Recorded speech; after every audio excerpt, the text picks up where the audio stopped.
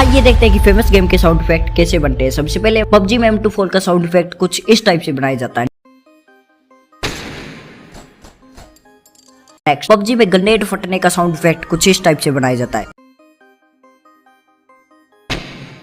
Minecraft में चलने का साउंड इफेक्ट कुछ इस टाइप से बनाया जाता है। माइनक्राफ्ट में डर्ट तोड़ने का साउंड इफेक्ट कुछ इस टाइप से बनाया जाता है।